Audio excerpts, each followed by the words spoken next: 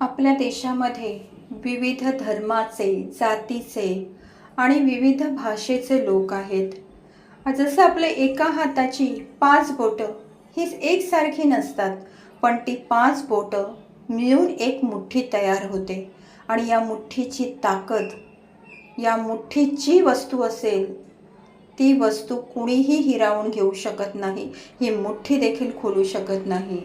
या मुठ्ठीत आपला देश अतिशय सेफ, सुरक्षित आहे.